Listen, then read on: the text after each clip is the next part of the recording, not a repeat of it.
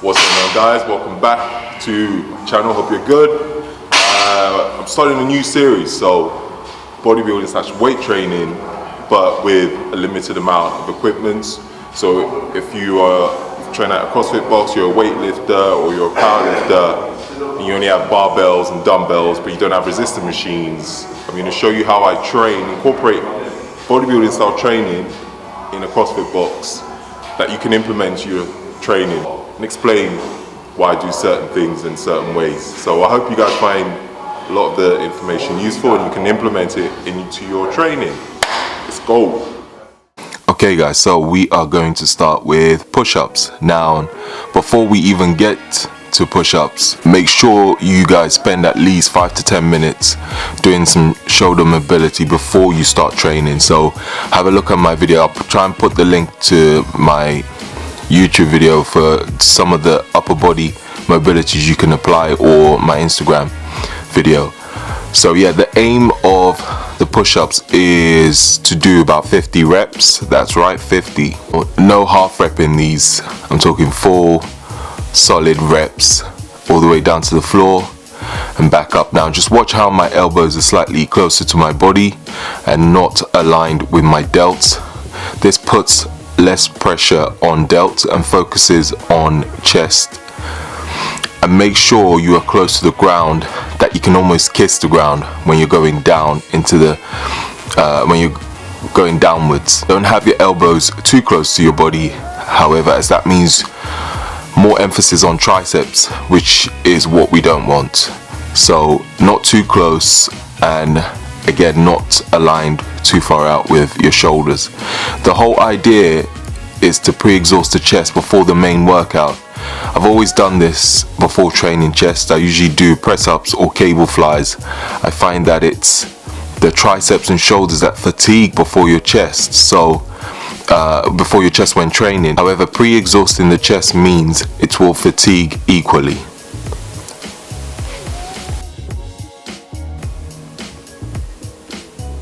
So we are now on to the bench press. Before we start benching, I want to emphasize that this workout is all about time under tension, no ego lifting, focus on tempo, and also focus on contracting the chest every single rep. Each set the tempo changes, so make sure you don't go too heavy on weight, as you will understand why when we get to the workouts. I'll write in the description box below the exercises, sets, rest, and also the tempo. So let's begin. So with the bench press, we will be aiming to do 4 sets on the bench press, and then we will be supersetting with dumbbell incline flies. So with the first set on the bench press, we will be doing 15 reps at a 2-second eccentric tempo. What that means is when bringing the bar down towards your chest, it will take you 2 seconds. So count it out loud if you need to, or count it in your head, 1, 2, and all the way back up, as you can see in the video. And then after 15 reps, we will be supersetting with dumbbell flies with a 2-second eccentric and a 1 to 2 second squeeze off the dumbbells at the top of the movement. Again, as you can see in the video, with the dumbbell flies, we will be doing 12 reps on all 4 sets. So you'll be supersetting every time you do a bench press. Every set you will superset with the dumbbell flies. And so we're back onto the second set on the bench, and we're aiming for a 3-second tempo. The second set of the bench press and the third set, we're aiming for 12 reps at a 3-second tempo. And again, watch how slowly I'm going with the bar on the eccentric, making sure to maintain tension on the chest.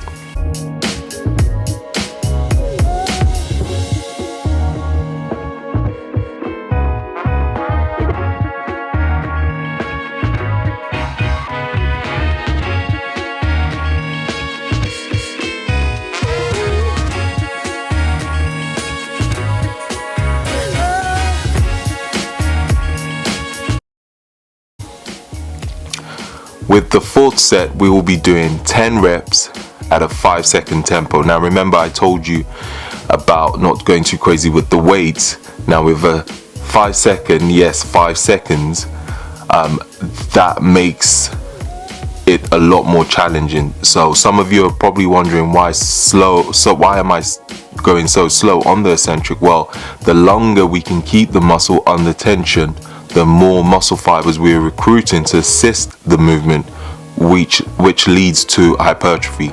Hence, the longer you can keep the muscle under tension, the better.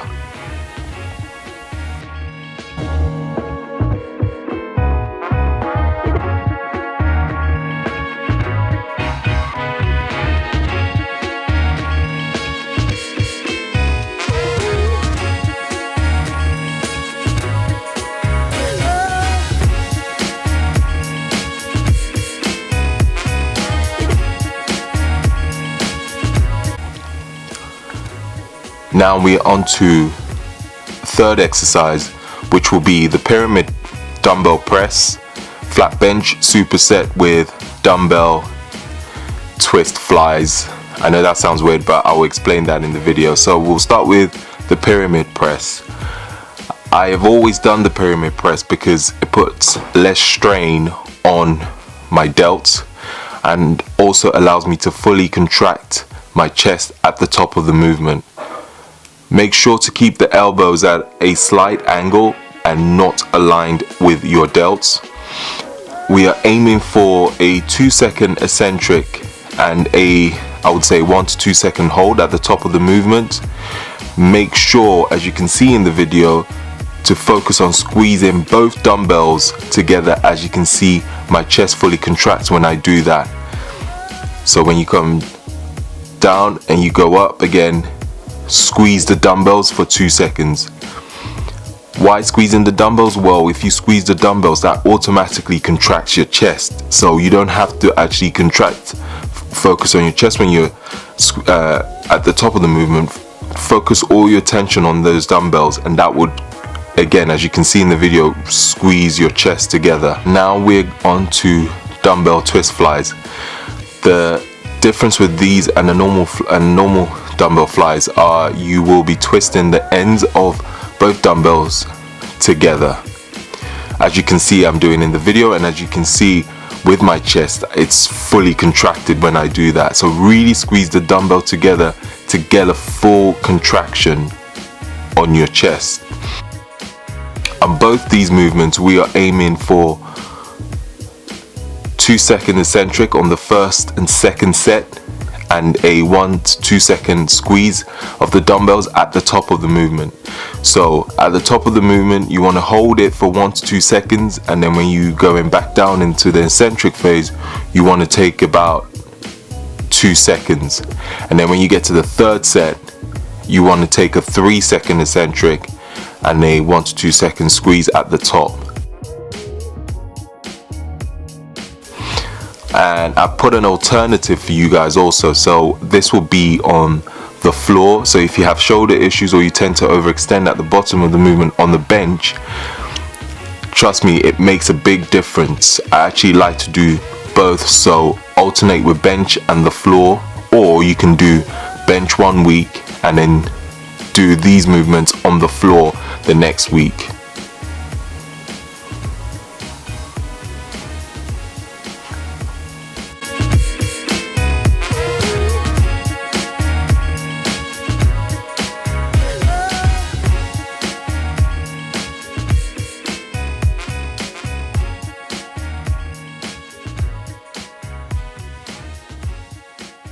And the next exercise we'll be doing ring press ups, supersetting with bench dumbbell close grip press.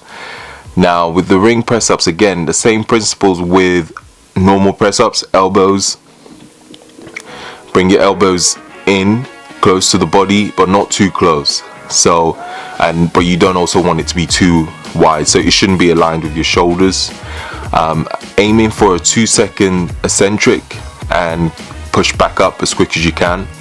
These are tough but really good for also working on stability, so expect it to feel strange at first, and you will probably shake a little bit when you start doing this, but you will get used to it eventually. And also, to make it slightly more difficult, I have given you a second version, which is feet elevated with a bench, or you can use a box. If you don't have rings where you train, putting 2 benches or 2 boxes close together does the trick. It won't be as hard as using rings, but still better than nothing. And then we'll be on to supersetting with closed grip dumbbell press.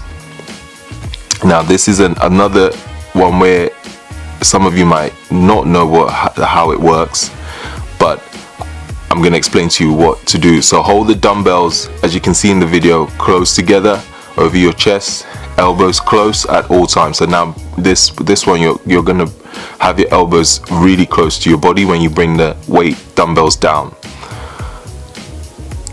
Again, we're going to aim for 2-second eccentric. Hold for about a second at the top of the movement. Remember, just like the dumbbell pyramid press, rather than trying to squeeze your chest at the top of the movement, squeeze the dumbbell together as hard as you can. Like I always say, squeeze the hell out of it like it owes you money, literally. Aim for about 3 sets on both the press ups on the rings and the dumbbell close grip press. Keep the rest pretty short, so I will aim for a 40-second rest.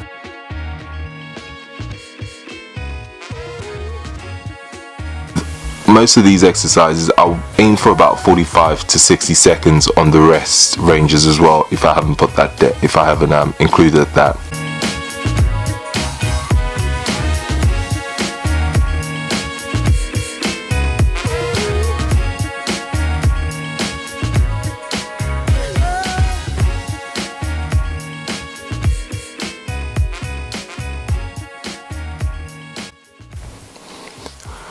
On the 5th and final workout, we're going to do some decline push-ups.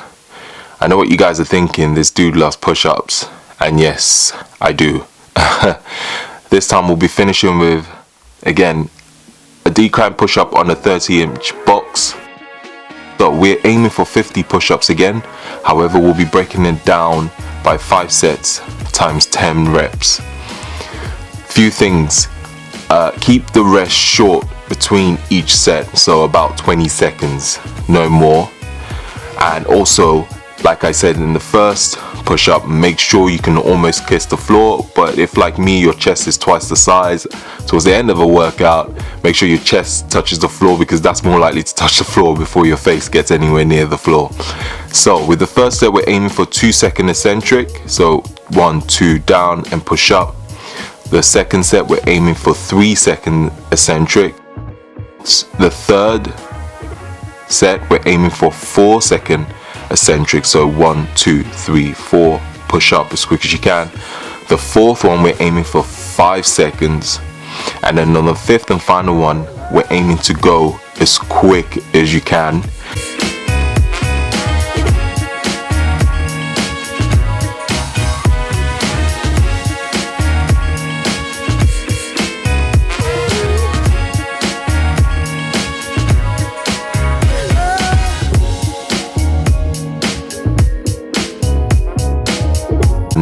Now with this, yes, on the 5th one, you're aiming for 10 reps. However, if you can do more than 10, keep going till you literally cannot do any more. So till failure.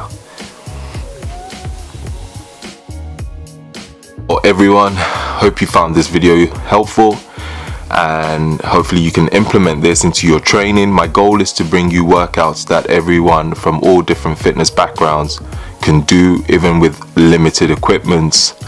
Don't forget to please leave a thumbs up if you enjoyed the video, and leave a comment if you have any questions. Thank you for watching, and hopefully get the next training video out to you soon.